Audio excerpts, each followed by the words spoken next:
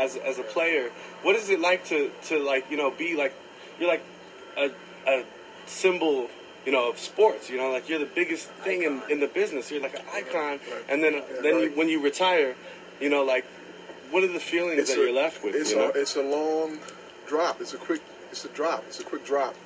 20 football players, 100,000 people in the stadium. Basketball players, 20,000.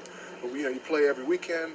In our case, every other night, and you get a lot of a release, competitive release. You get a lot of adulation. You get a lot of support from fans. You feel your identity and your self-worth can really be tied up in your career as an athlete. And when you're done, not everybody's asked to stay around and be a part of the game.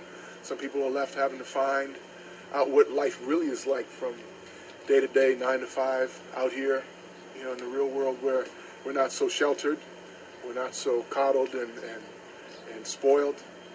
The real world's a rough place, man, and you need support around you. And everyone assumes, like professional athletes, you just have it all. It's all great, and there's not much they can, have to complain about or to worry about. But depression's real.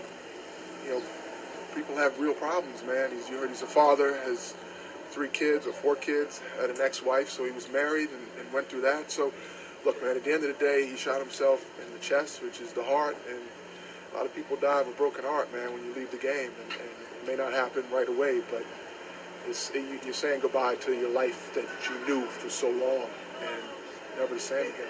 So is there anything that, like, the leagues have, like in the NBA or in the NFL, for these players, when they retire, as a support system set up, or do they need to set something like that up? I can only speak to the NBA and the Legends program, where they actually have a former players union where they do things together, they get together, they support each other. It's needed. It should be. Hey everyone.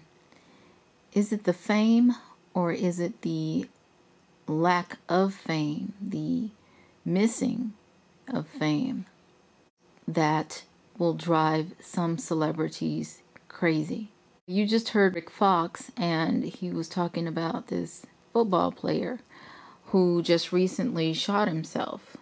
He was basically saying that it's tough for people who are used to fame, used to people kissing your ass, used to people just admiring everything that you do. That comes with fame. And people just sort of give into whatever you want and pacify you. Is it the fame that drives some of these people to suicide, or is it the lack of fame?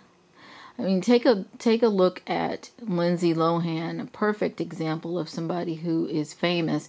And at first, she was famous for being a really great child actress.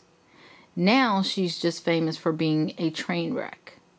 Was it the fame that was driving her crazy and turning her into an alcoholic, drug-addicted mess? I don't know. And then you have to think of the people who were famous and are no longer famous, and they can't handle that. It's very much like a double-edged sword. On one hand, it's so wonderful to be famous, and it's so wonderful to have all the accolades that come with fame. Free this, free that. People will just they'll give you almost anything. The other side of that is it's still there, but it's driving you crazy.